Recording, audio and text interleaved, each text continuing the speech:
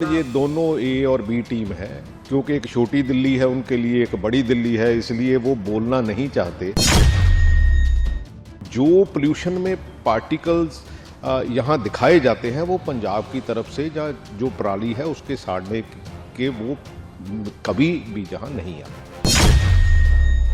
All India Congress committee ਦੇ ਸਕੱਤਰ ਅਤੇ ਵਿਧਾਇਕ ਪਦਮ ਸ਼੍ਰੀ ਪ੍ਰਗਟ ਸਿੰਘ ਨੇ ਪੰਜਾਬ ਦੇ ਕਿਸਾਨਾਂ ਤੇ ਖੇਤੀਬਾੜੀ ਪ੍ਰਤੀ ਚਿੰਤਾ ਜ਼ਾਹਰ ਕੀਤੀ ਹੈ ਅਤੇ ਨਾਲ ਹੀ ਕੇਂਦਰ ਤੇ ਰਾਜ ਸਰਕਾਰਾਂ ਦੀ ਚੁੱਪੀ ਤੇ ਨਾਰਾਜ਼ਗੀ ਵੀ ਪ੍ਰਗਟਾਈ ਹੈ।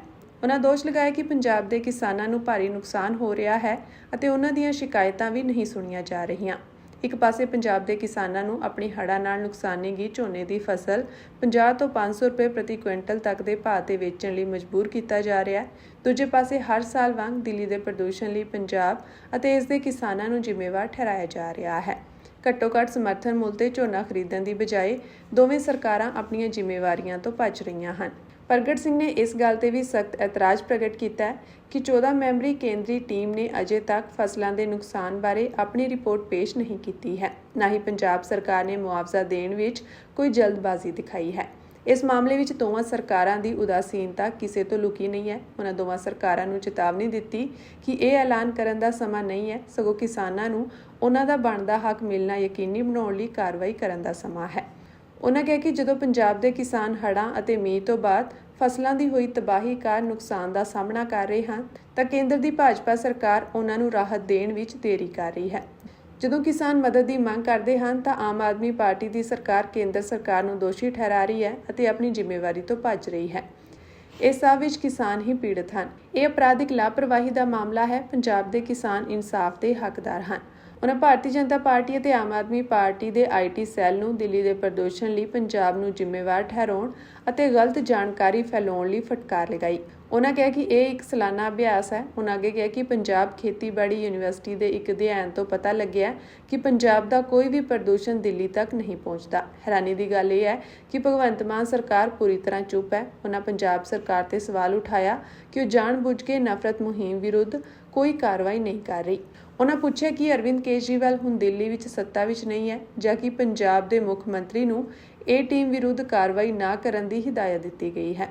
ਉਹਨਾਂ ਕਿਹਾ ਕਿ ਭਗਵੰਤ ਮਾਨ ਨੂੰ ਦਿੱਲੀ ਜਾ ਕੇ ਵਿਗਿਆਨਕ ਅੰਕੜਿਆਂ ਨਾਲ ਪ੍ਰੈਸ ਕਾਨਫਰੰਸ ਕਰਨੀ ਚਾਹੀਦੀ ਹੈ ਤਾਂ ਜੋ ਪੰਜਾਬ ਨੂੰ ਬਦਨਾਮ ਹੋਣ ਤੋਂ ਬਚਾਇਆ ਜਾ ਸਕੇ।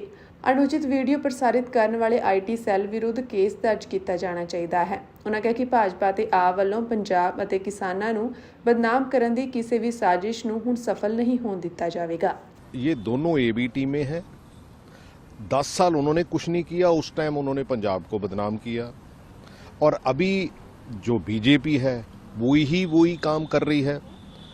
और दूसरी बात है कि पीएयू ने ये स्टडी भी की है और बहुत एंगल से इसको स्टडी किया गया है कि पंजाब का पोल्यूशन कभी भी जो है वो जो दिल्ली की आबो हवा है उसको ख़राब नहीं करता, रादर के वहाँ पहुँचती नहीं है, क्योंकि स्पेशली जो विंड होती है वो बिल्कुल उस समय दिल्ली की तरफ चलती नहीं है। और इनका झूठ इसलिए भी पकड़ा गया क्योंकि जो इन्होंने वीडियो डाला है इनके आईटी सेल ने, वो आप ही का वीडियो है, ANI का, और वो बेसिकली एक डिफरेंट डेट का है। तो मेरा ख्याल है कि भगवंत मान सरकार को, अभी तो उनकी सरकार दिल्ली में भी नहीं है, भगवंत मान जी को दिल्ली में आके एक प्रेस कॉन्फ्रेंस करनी चाहिए। और पंजाब इसके लिए जिम्मेदार नहीं है, सिर्फ पंजाब को बदनाम करने की साजिश है। और ये दोनों ए बी टीमें, क्योंकि भगवंत मान अभी चुप है, बिल्कुल बोल नहीं रहे। मेरा ख्याल है कि साइंटिफिक जो स्टडी हुई है उसका डाटा लेके यहाँ आके दिल्ली में प्रेस कॉन्फ्रेंस करनी चाहिए। जो पोल्यूशन दिल्ली में हो रहा है, क्योंकि ना इन्होंने बेसिकली हमारी जो ये है हमारी नदी जो है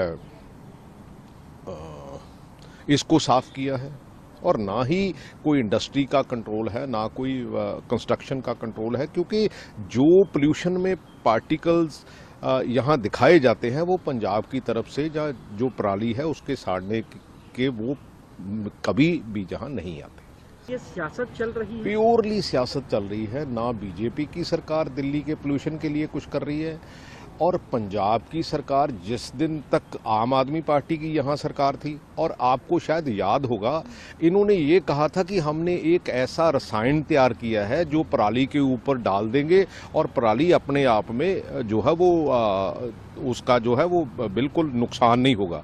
भाई वहाँ भगवंत मान की सरकार, केजरीवाल, वो कहाँ गया जो इन्होंने रसायन तैयार किया था।